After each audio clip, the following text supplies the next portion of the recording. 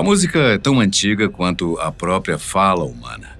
No início da humanidade, antes mesmo de começarem a formar frases, os seres humanos utilizavam sons para se comunicarem. Por exemplo, se você ler Gênesis 4:21 na Bíblia, você vai aprender que Jubal foi o pai dos músicos naquela época.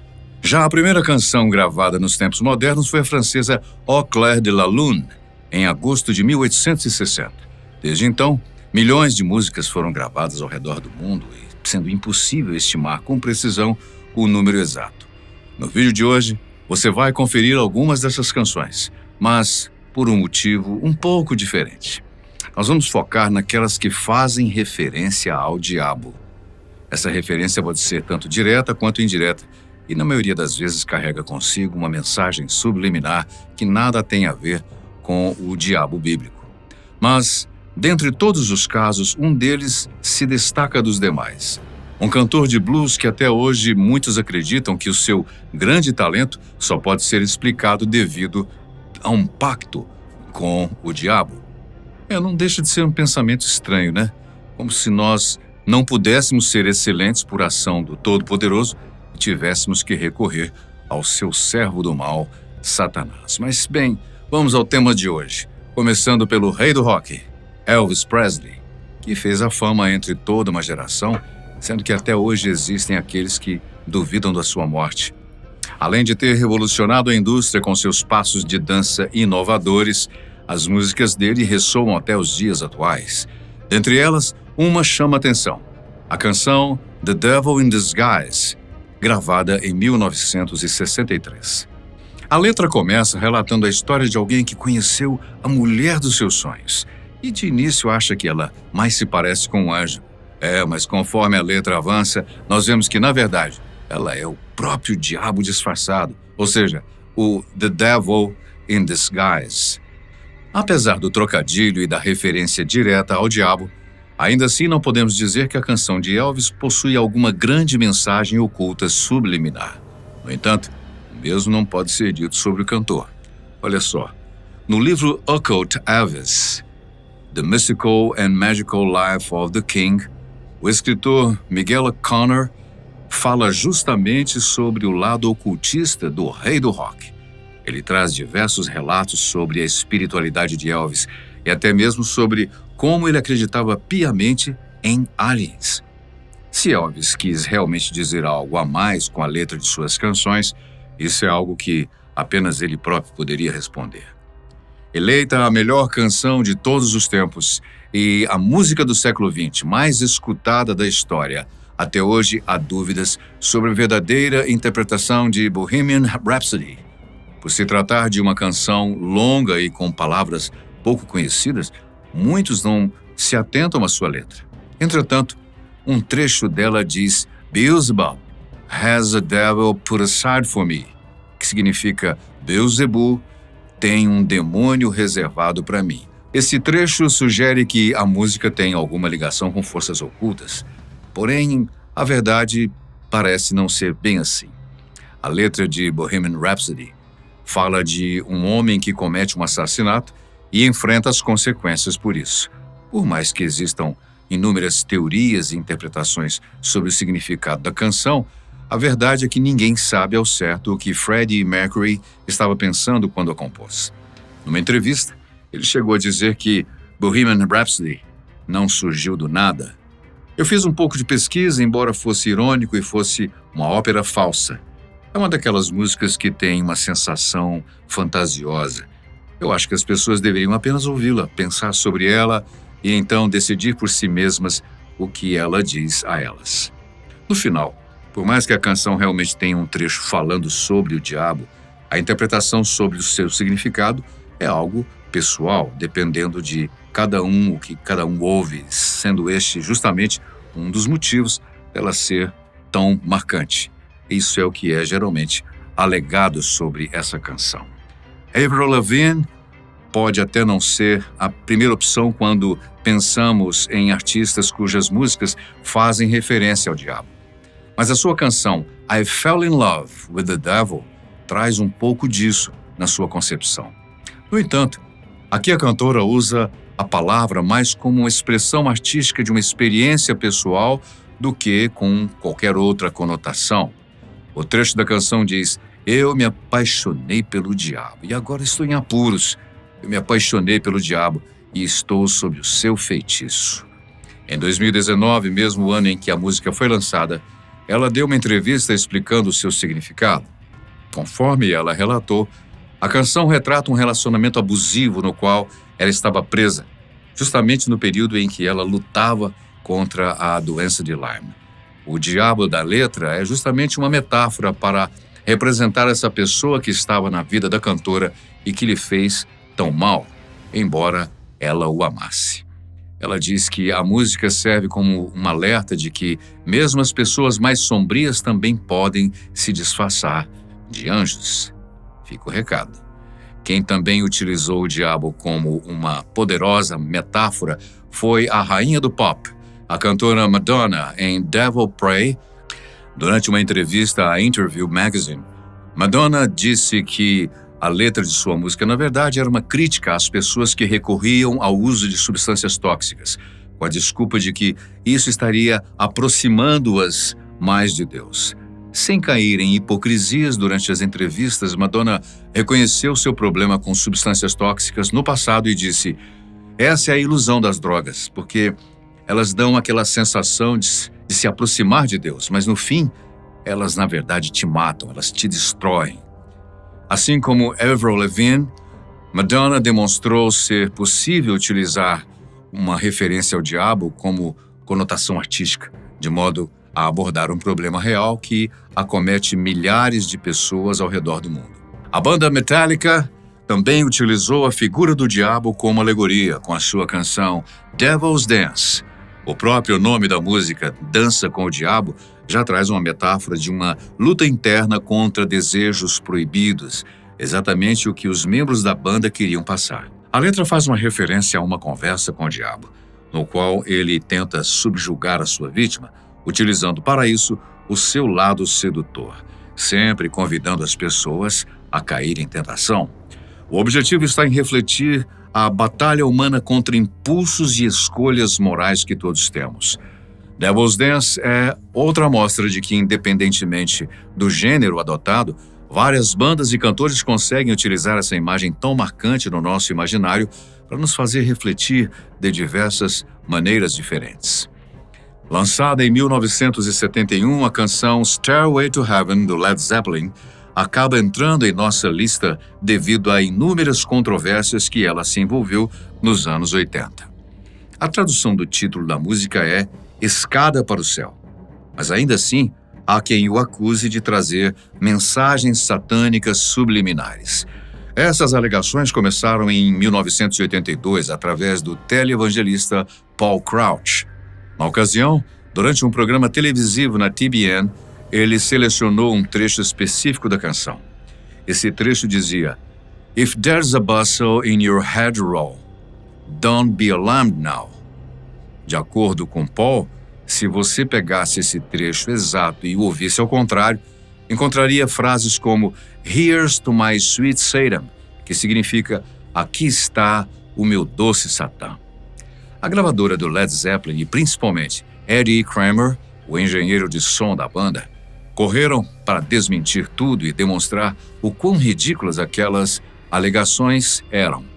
Eles disseram que ninguém gastaria tempo no estúdio com algo tão absurdo como esconder uma mensagem ao contrário num disco, sendo que a maioria das pessoas nem ao menos notaria.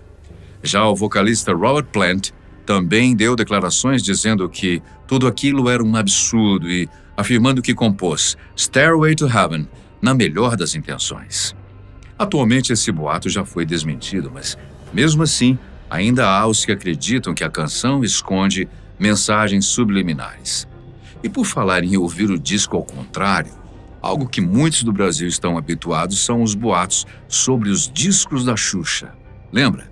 Segundo as teorias da conspiração, a famosa rainha dos baixinhos teria colocado mensagens subliminares em seus discos, as quais só poderiam ser ouvidas se eles fossem tocados ao contrário. A lenda urbana se iniciou nos anos 80, quando algumas pessoas pegaram canções da Xuxa como Hilarie e Doce Mel e colocaram para tocar ao contrário. Conforme reza a lenda, ao fazer isso era possível ouvir certos trechos com frases bem bizarras, fazendo referências a sangue, a Exu e ao diabo. Por mais que certos trechos ao contrário deem realmente a impressão de significar palavras, os especialistas possuem uma explicação para isso. É o fenômeno psicológico conhecido como pareidolia. Nesse fenômeno, o nosso cérebro identifica padrões familiares em estímulos vagos e aleatórios, associando o que estamos ouvindo com palavras. Ou seja, nesse caso, ao ficarmos sabendo sobre a existência de uma possível mensagem oculta, nós acabamos ouvindo algo, mesmo que não exista nada de real naquilo. É o que dizem os especialistas. Quando perguntada sobre o assunto, Xuxa chegou a dizer: eu fico com pena das pessoas que acreditam nisso. É assinar embaixo dizendo que elas são burras.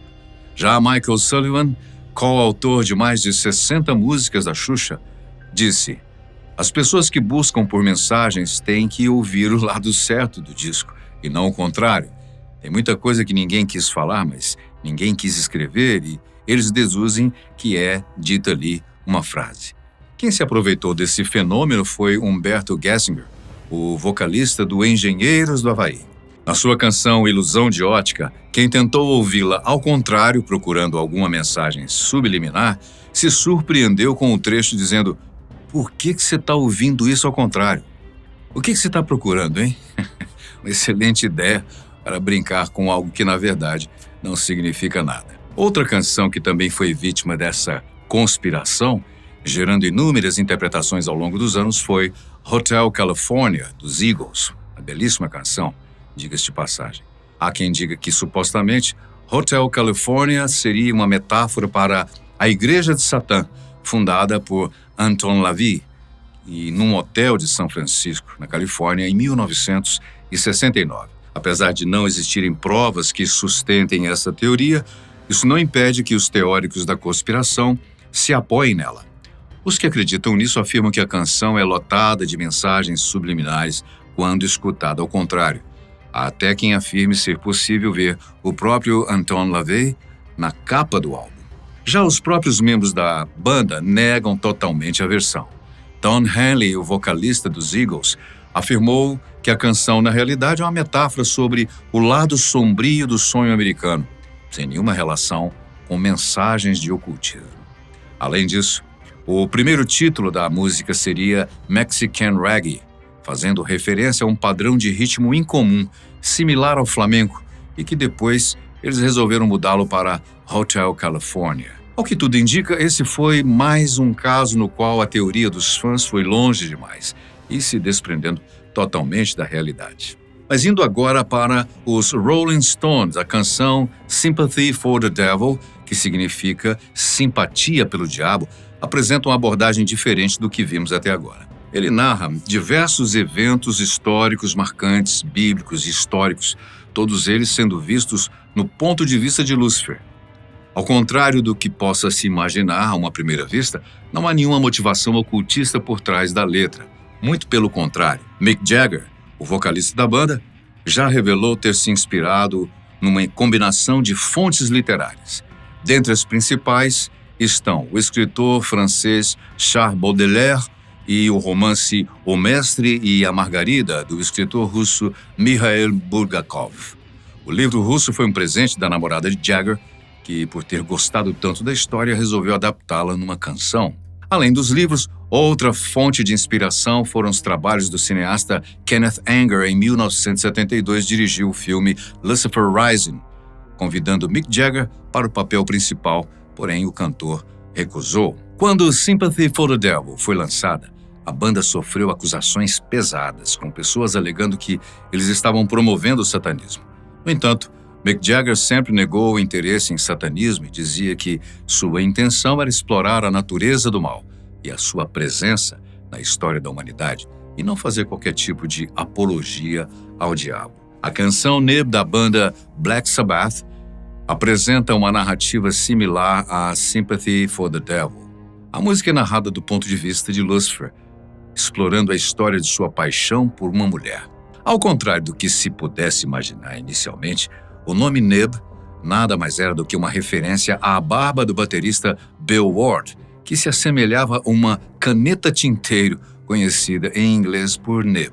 Ou seja, o nome não passava de uma brincadeira interna entre os membros da banda, sem nenhuma grande mensagem subliminar por trás. Nib se tornou uma das músicas mais conhecidas do Black Sabbath, um clássico do heavy metal, servindo de inspiração para diversas outras bandas que vieram depois. No entanto, por retratar uma história de amor envolvendo o diabo, ele também sofreu diversas críticas. Geezer Butler, o baixista da banda, explicou que o objetivo da música era retratar o diabo se apaixonando e, por causa desse grande amor, podendo se tornar uma pessoa melhor. Uma história similar à narrativa do seriado Lucifer, da Netflix. A recepção pelos fãs, conforme vimos, foi a melhor possível e a música segue em alta até hoje. Já com relação às críticas, esse é algo que a banda nunca se incomodou e continua assim, não se incomodando. Em 1999, Paul McCartney compôs a canção Run Devil Run para compor o seu álbum homônimo. Este foi o primeiro álbum do cantor após o falecimento de sua esposa Linda McCartney, vítima de um câncer. O próprio Paul descreve o processo de gravação do álbum como algo terapêutico para ele, que passou um ano longe dos holofotes para se recuperar da perda. Apesar do nome Corra, Diabo, Corra, a canção não chega a fazer nenhuma apologia ao ocultismo ou ao misticismo. A sua origem vem de uma das viagens do cantor enquanto ele estava na Miller's Rexall Drugs, uma loja de produtos esotéricos em Atlanta, nos Estados Unidos. Ao dar uma entrevista sobre a inspiração para o título, o cantor disse: "Bem, eu estava em Atlanta com meu filho e ele queria visitar o lado descolado da cidade. Então nós fomos até lá e estávamos apenas vagando pelo quarteirão e nos deparamos com uma espécie de loja de voodoo vendendo curas para tudo. Eu estava olhando pela vitrine, então eu vi uma garrafa de sais de banho chamada Run Devil Run. Eu achei que aquilo seria um bom título para uma música. A capa do álbum apresenta uma recriação da fachada da loja, o que somente reforça a conexão entre o título e a sua inspiração inicial. Isso apenas prova que, apesar da escolha de palavras, muitas vezes o verdadeiro significado é menos complexo do que podemos imaginar. Em 1979, o cantor Charlie Daniels Band compôs uma canção que rapidamente figurou entre as mais tocadas do país. Nessa música, ele descrevia uma batalha musical entre o diabo e um violonista. The Devil Went Down to Georgia logo se tornou um clássico do country e do southern rock. Apesar da letra fazer referência direta ao diabo, aqui Charlie o utiliza como um personagem da história. Mesmo sendo uma de suas canções mais famosas, ela só surgiu quando Charlie notou algo. Em suas próprias palavras, ele disse: "Nós ensaiamos, escrevemos e gravamos a música para o nosso álbum. E de repente dissemos, nós não temos uma música de violino." Motivado a escrever uma música sobre violino, ele teve a brilhante ideia de retratar uma batalha musical entre o jovem violinista chamado Johnny e o diabo. A história narra a trajetória do diabo que, indo atrás de almas, chega até a Georgia, onde encontra Johnny tocando seu violino. Então o diabo desafia: se vencer, ele receberá a alma de Johnny. Se perder, ele concederá a ele o violino de ouro. Johnny vence e acaba recebendo o dourado prêmio. Apesar de fazer referência ao diabo em uma história fictícia, é interessante como ela surgiu quase que por acaso e se tornou uma das canções mais famosas do cantor. Por fim, mas não menos importante, até hoje existem dúvidas sobre a canção Crossroad Blues, do cantor Robert Johnson. Muitos dizem que se trata de uma história fictícia, enquanto outros afirmam se tratar do relato real de um pacto com o diabo. A letra da música não faz referência diretamente ao diabo. Ela somente descreve a experiência de estar numa encruzilhada, à noite, tentando conseguir carona. Estudiosos sugerem que ela expressa o medo dos negros no sul dos Estados Unidos durante o período de segregação, especialmente ao tentarem conseguir carona na estrada à noite. Contudo, para entendermos melhor sobre ela, precisamos entender o seu contexto, o contexto do seu criador, o cantor Robert Johnson.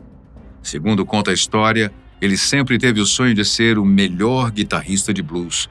Porém, por mais que se esforçasse, ele era tido apenas como um músico mediano. A lenda diz que, no encruzilhada, à meia-noite, Johnson então teria encontrado um homem misterioso que afinou a sua guitarra. Depois disso, a habilidade dele aumentou consideravelmente, a ponto dos outros músicos espalharem a lenda que, para melhorar tanto assim, ele só poderia ter feito um pacto com o diabo. A história fica ainda mais bizarra quando sabemos que Robert Johnson realmente desapareceu por um tempo e retornou tocando muito melhor que antes.